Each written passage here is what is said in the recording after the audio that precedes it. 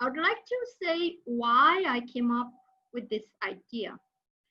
So one thing we came to know is that when especially this COVID crisis started and the whole world was thrown into, forced into quick digitization, I realized, I think I have said it before also, that as a group, as a network, WorldPulse has been way ahead of time. So we have been practicing what the world is doing now, connecting digital, expressing digitally, networking, building relationships, and so much more. But in doing all of this, we have attended at least one session by, who was that from the WorldPulse team? Somebody else also presented on staying safe online. But I realized that, at least in my country, which has the second largest number of users, mobile users in the world, 95% of women connect through their mobile phone, a handset. But when we talk about staying digital, it never goes beyond Facebook, or it never goes beyond, a few emails here and there. So what I thought is that now that more and more of us are getting digital, and more people in our community are also going digital, unlike us, perhaps we have a responsibility to not just ensure that we are safe, but also those around us, the women in our community, are also connecting safely. So that's the thought that came to me. And today's presentation, as you will see, is focused a lot from, I have made this presentation from that perspective. So I'll repeat it again at the end, but I also want to begin with that community thinking, that let's go through this whole presentation as a community leader with the intention of passing it on to our community later on. First one, as you see, what I'm calling it is your phone, your security, and secure your mobile phone in 5 easy steps. So the whole idea here is to keep it simple and keep it doable, so that our security, like our own personal stories, is within our control. That we have a better control over our phone, its content, its data, its features, its technology, not much of technology as in the technical sense, but the technology in as a, as a user. Okay. Let's go to the first step, Mansa. Mm-hmm. Okay. Is this visible to everyone? Yes. You think it's okay? Thank you. So when we talk about safety and security, the most important thing is to know is security from what? So if we don't know who's the enemy here, what's the enemy, how to identify, then we cannot build a defense technique or a defense strategy. So to secure ourselves, the important thing is to identify the threat. So what kind of threat do we, and again, let's remind ourselves that what we are talking about today is a set of most common threats, the most common challenges that each one of us in this group and beyond in our community, in our family faces. First one is secure against app-based threats. So I did ask you today earlier on our WhatsApp group to keep your cell phone, near, near your hand. If you do have a cell phone, if you have not connected through your cell phone already, then I just want you to take a quick look at your phone. And what I'm using here is, it's a made in China, and I have another phone which is made in Korea. The Asian phones are super popular, also very affordable. So one, it doesn't matter whether it's an Android phone or it's an iPhone. One thing that is very common is there will be one feature which is settings. If you go into settings, there will be one tab where you see the apps. There will be, the app settings, how many system app settings. Like if I go into my phone, I can see system apps, then dual apps, the apps that I have downloaded, and so on. So basically, your phone, depending on which company, the setting may be a little different, but you will find all the phones, apps that you have either downloaded or that came with the phone handset when you bought it. There will be a list of it. Now, the threat that I'm talking about is almost inherent to these apps. But there are some apps that are secure. But the biggest problem arises with the apps that you download. We download apps for a number of reasons. For example, these days, a lot of us, almost everyone, attends a conference or a seminar. Usually with big conferences, they always have an app designed especially for that conference. And to keep things simple for the organizers, they provide all the information in that app. So if you are going for X conference, they will always ask you to download our app and find more about these conferences, the agenda, the schedule, the speaker, so on and so forth. Okay, you have done it. Then what? What did you do with that app? The conference is over.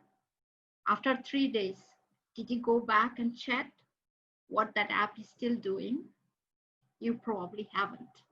Happens to most of us. This is just an example. The need has ended, the app is still there. It's taking away a lot of your memory and it keeps downloading a lot of data. So it eats into your internet data, in addition to transferring the data, collecting information from your phone. So what is the remedy for us here? The simple check-in step here is beware of the apps you download. How do we do that? Just ask yourself, do I really need this app for 1 day, 2 days? Or do I just need this app because it's fashionable? A lot of people are doing it. So ask yourself a few times if you really need that app, okay? Number 2, ensure their authenticity, source, origin, reach. Now there are tons and tons of apps on the web. Everybody has an app for everything. Do make sure you are downloading the app through proper sources, which is your Google Play Store. In this case, usually Google Play Store keeps a tab on the apps that are, uploaded there, on offer there for free download. I'm saying this also in the background of something that has been happening in my country. We have a diplomatic conflict right now going with China, and in the backdrop of this, our government has just banned. First, it banned 59 apps, and this week it has banned another 47 apps, and now we are hearing that there will be a 250 apps that will also be banned. Now, this may be, I'm not going into the politics of it or the diplomatic role of it. The simple logic that we have been given by our government is that almost all these apps, what they do is they pass on their user data to their respective authorities, which can be a government or company or whatever. And this makes us think that the apps that we download, just because of our temporary need, may be something that is not safe for us, safe for our own personal security, our financial security, and so on in the long term. So this is why do download only apps that are legally permitted. Third one, be judicious with your passwords. Guard your login details. Now, actually, this is kind of a chain, different, all these apps. For example, I'm using this phone, which is a Xiaomi, which is a made in China Xiaomi phone. The apps that have been banned by the government of India very recently includes a lot of apps that are in this phone. Okay, now they are inbuilt, which means I cannot, delete them from my phone. If I have no control over that. If I delete them, then my whole phone's functioning becomes less effective. So what do I do? The first thing is that there are several features which I don't need, I don't use. So they will all ask, for example, there is one which is called Me Cloud. It's almost like your SoundCloud or Dropbox. They will ask me to sign in, give in my login details, but I'm not doing that. By not signing in, I'm securing my login details. So the bottom line here is you may have downloaded some apps, you may not have removed them, but do remove them periodically. Do check whether you have all the apps that you have on your phone are actually something you need. If you don't need them, if they have been downloaded, remove them. Those that you cannot remove, don't sign into those apps. Save your login details unless it is super, super necessary. The fourth one is take better control of your content. Sort, scan, and report mails. I said mails, but for the sort and scan, I mean all the apps.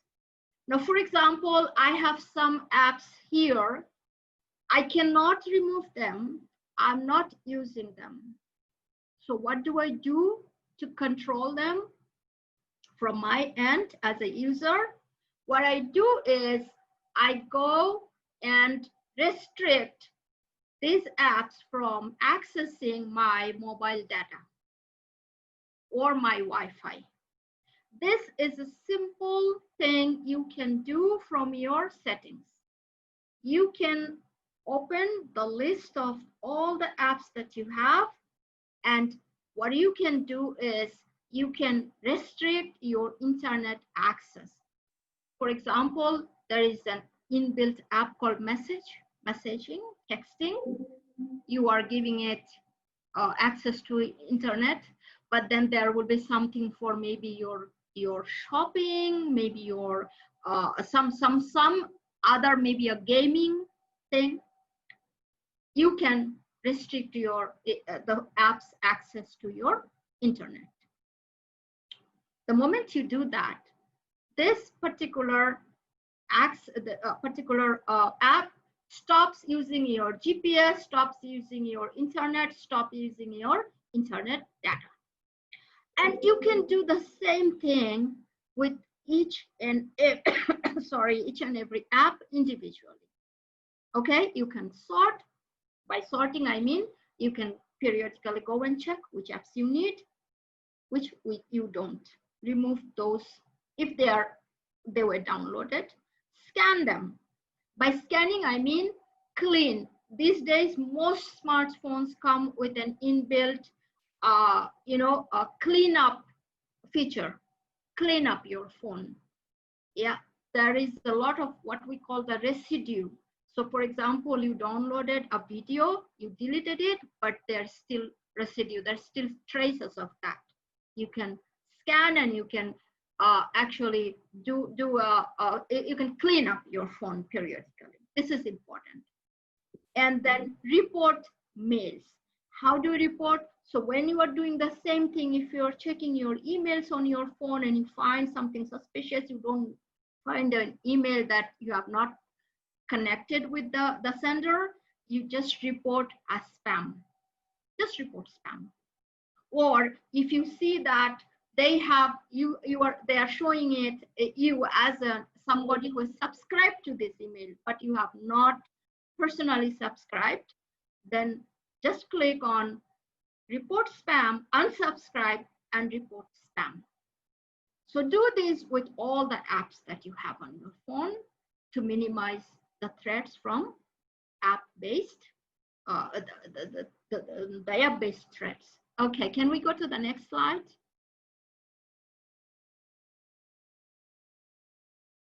Hello? Yeah, it's on the next slide. Oh, it's there. Okay. No, before that we have the web-based threats. The one before that, yeah, number 2. Yeah, thank you. So secure, now the threat number 2 comes from web-based threats. This is huge, as you can ask the whole world of World Wide Web is so huge. There are hundreds and hundreds of websites. And now that we are digital all the time, it's extremely difficult to keep track of our own web footprint. How many sites have I opened in the past 24 hours? I don't know.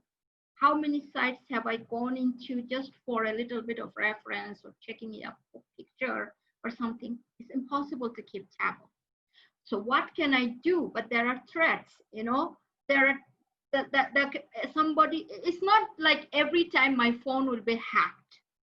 It's not that, but somebody may get hold of or may start following me, following my browsing data, following my browsing tendency. So to minimize that, here are the few simple steps. First, beware of the sites you are browsing.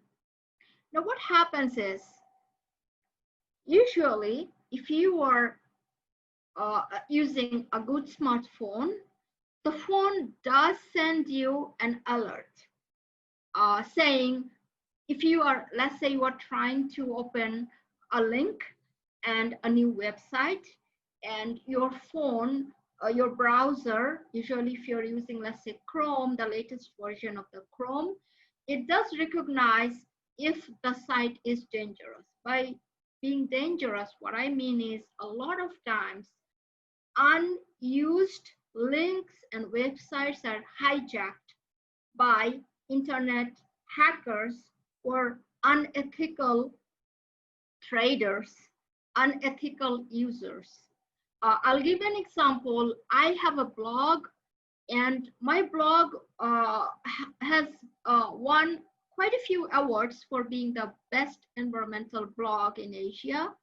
And then what happened sometime around 2018, I stopped blogging. And after 5 months, when I went into my blog again, I found that my blog had been hijacked by an gaming, actually it's a betting site. Yeah. So this can happen to the best of us, to the best of a lot of small-time NGOs usually. They have a website, they haven't updated it for a while, and the site gets hijacked. Anything that is dormant gets hijacked, gets vulnerable. And when we are trying to open that, the phone, the Chrome usually sends us an alert saying, this site is dangerous, the links look suspicious, are you sure you want to go there? Do listen in when you get such an alert. Before saying, take me there anyway, do listen in. Yeah, because this is kind of a very practical alert that they're trying to send. The second thing, avoid the phishing traps. What do I mean? All of us actually have faced it at some point. I think around 4 years ago, one of my best friends, and she's a journalist, she came to me and she said, I got a job offer from UK. And I was so excited, but I knew she was not that international person. So how could she just get a job in UK just like that? And I told her, can you send me the offer? You know, just forward that to me. She did. And then I found out it was a fraud email. Similarly, I have received a lot of such emails, invitation to a conference, invitation to this, that, a lot of events. And so will you. I'm sure as we talk, our spam box is receiving something. But sometimes a spam box, everything works on algorithm. So sometimes even our spam scanner in our Gmail is not able to identify or recognize a spam email. And it comes and it gets stored in our inbox, and it may send you, it can be an email from your bank. Maybe you are using, let's say, United Bank, and you will see the logo of United Bank. There will be something missing, something different in that logo, but it will be so tiny that you will not notice it, you know, in the first 2 or 3 times that you look at it. And this is called phishing. So what they will ask you is to furnish certain information about you, and it will look so authentic that you will end up providing that information. This is the most common fraud, the financial fraud that goes on the web. So how do we avoid that phishing traps? The first thing is you look at the subject line. Then you look at if there is a logo, you look at it. If it is something less, sometimes the logo can be even of United Nations. Go to Google and go to the United Nations website, and you can actually check. And then also let's use our sixth sense.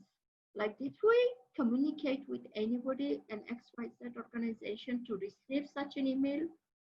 You don't receive an invitation out of the blue. Usually there was something, there is a history to it.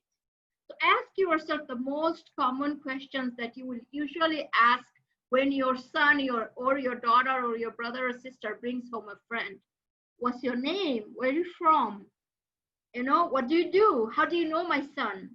Those things. Ask yourself, who is this person? Who are these emails? You know, and how do I know this person? Those things. Very simple things. Sometimes we don't do it because we are blindly trusting that logo. And this is how we walk into the phishing trap. The next one, be judicious with your passwords. No, is it? Yeah, guard login details, take better control of content. I think there is something that I have missed out here. Or maybe this is the same thing that I wanted to say, that the process is the same. So in this case, let's go to the third one, the third slide, the network threads. Many of us have probably gone into that. Beware of the network you connect with. So this is so common. We all do this. We are traveling, we go into a place, and we go into a conference, in an event, even sometimes in a restaurant. When we ask, do you have a Wi-Fi? And they say yes. Can I know the password? And they will say, oh, there is no password, it's just open. Just log into this, just connect to this, the Zebra or the Acacia restaurant, just connect to Acacia and that's it. And we are so happy that we didn't have to type a very complicated password. And our love for simplicity sometimes makes us so vulnerable to this online threats. Remember, the more open the network is to online threats, to hackers, to phishers, to all sort of people who are trying to find an innocent user without much control over his or her device. Sometimes it goes just a little more complicated than that. Sometimes we just disregard the facts that we already know, the dangers. An example, I have been reporting on Rohingya issues, and because of that, there are people who don't like me, and they have been following my movement online, of course. So the last time when I went to Myanmar, I stepped into the airport, out of my plane, I got a visa, and I came into the lounge, and then I saw the Wi-Fi was there, and obviously I immediately connected to the free airport Wi-Fi. I know we all do that. The moment we step into an airport and then we see there's free airport network, we are so happy. And I was happy I connected. And within 5 minutes, my laptop conked off, my phone, I was carrying these two devices, but my phone, I could see nothing but just flickers going on the whole screen. No matter whatever app I opened, if I could see this app, that app, all I could see was flickers. I was there in the country for 8 days. For 8 days, this is what happened. On the 9th day, I left Myanmar.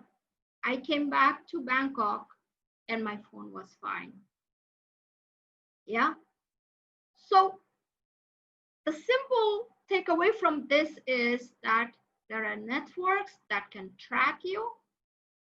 And if it's an open network, that also means your data can be visible to everybody.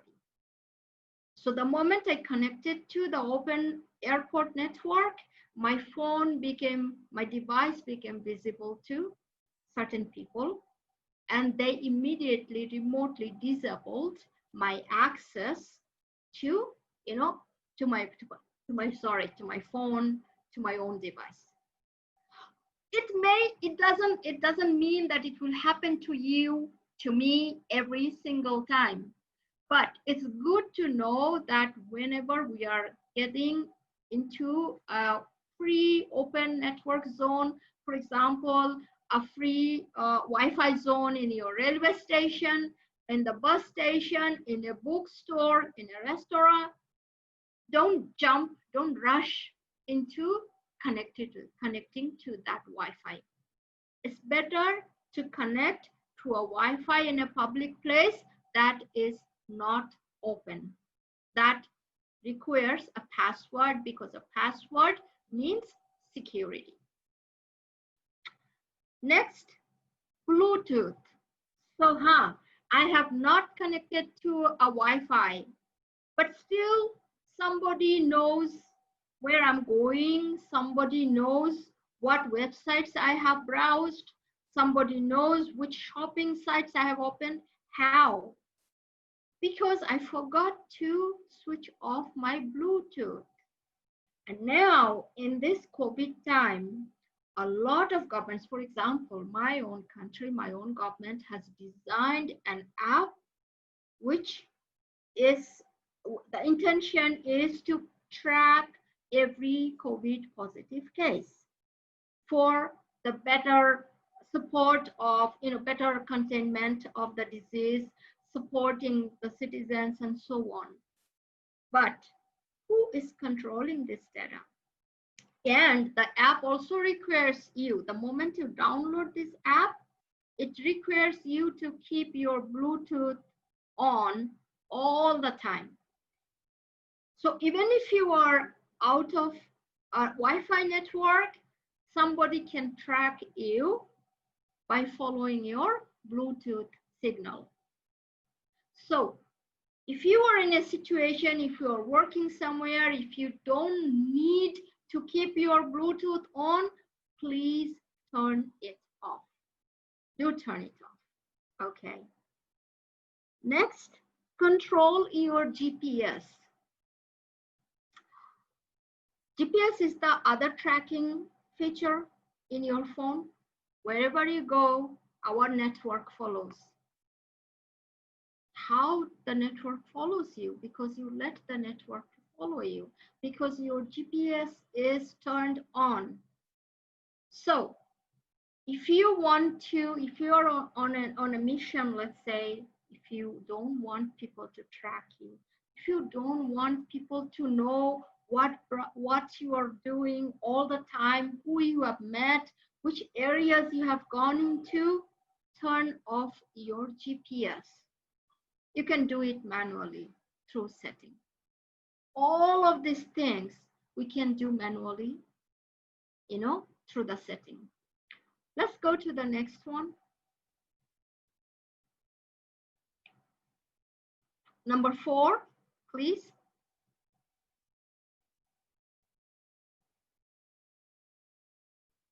Is this okay? Okay. This one, right? Yeah. Finally, you are truly secure when you're No, there's one more. There's a secure against physical threats. Yeah. Do you have that? Yeah. The physical threats? Access over your phone, yeah. Yeah. Now, if you go through this, you will actually laugh. Laugh because you will probably think it's too trivial to be included in a presentation.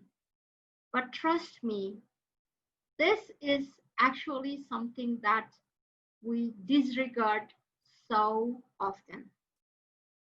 We don't care. We are home, we are cooking, we are busy, we are in the bathroom, we give it to my friend, just leave it sometimes and ask the friendly janitor to look over my phone. Sometimes we do that as well.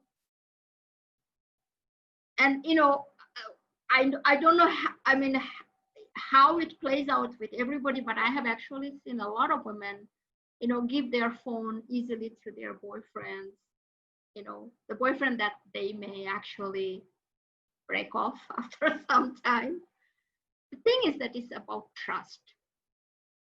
So ask yourself, who are you giving access to your phone, your actual handset, your device?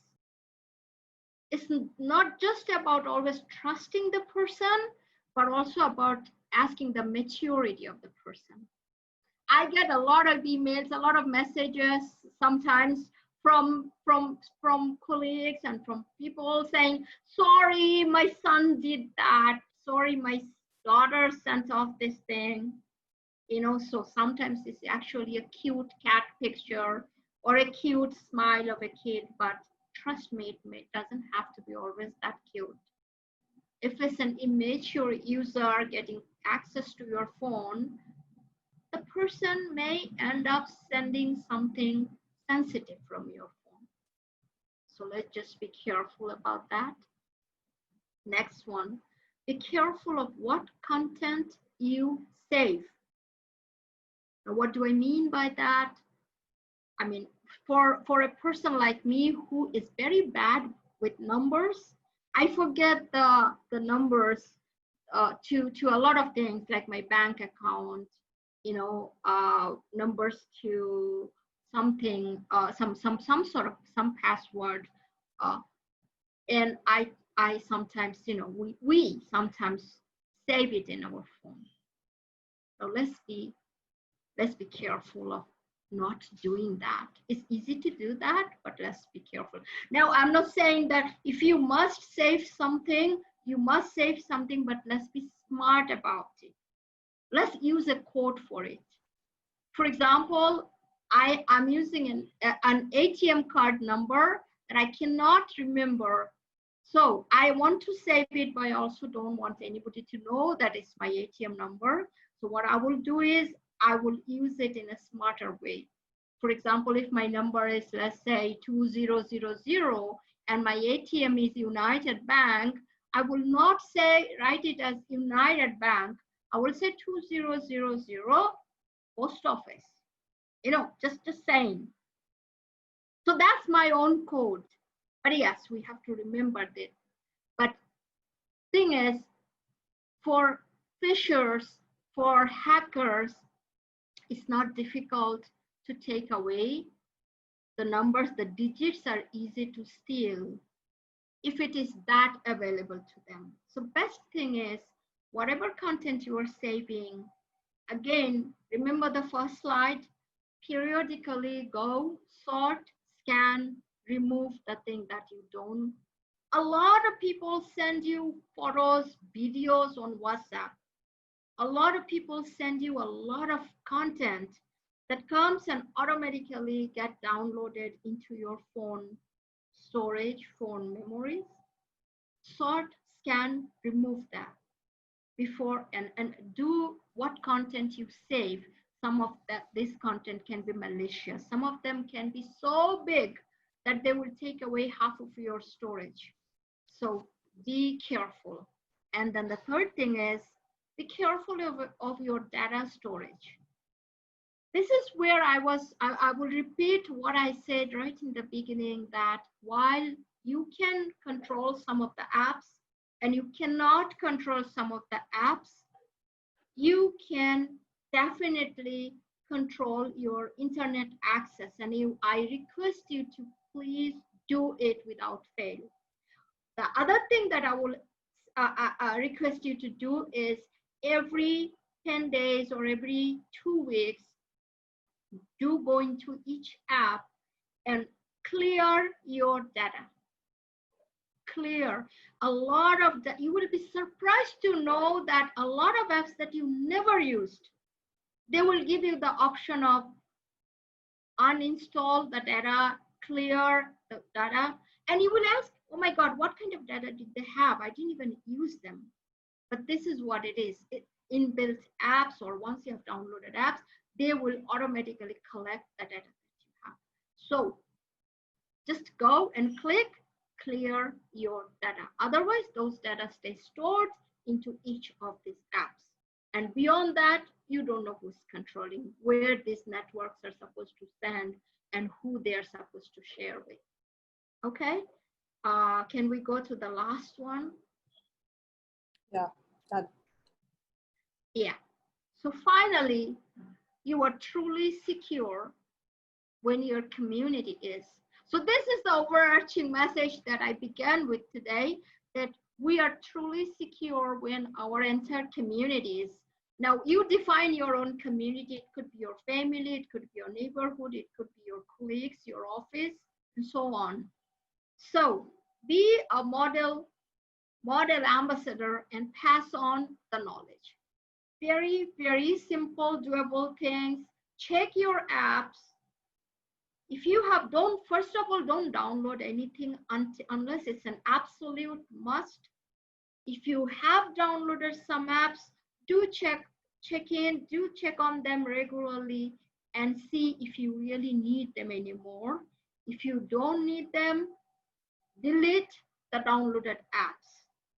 Then, if you cannot download them, restrict your internet access to them. Be careful of what kind of content you are saving in your cell phone. Be careful about the message that you get and the replies. Don't forget to report anything that looks suspicious. Report it as spam. Unsubscribe from anything that shows that you have subscribed, but you cannot remember subscribing it. These are the few simple things that we all can do, but yet most of the times we don't. So let's pass this on. Make those around you aware of mobile security threats. Hold a mobile security training in your community. So now that everyone is doing some sort of workshops, some sort of training, every now and then, make this simple mobile security also a component of those workshops. Congratulations, you are now a safe mobile user who knows how to connect safely without walking straight into some of the big online traps. So all the best, and I hope you always stay safe.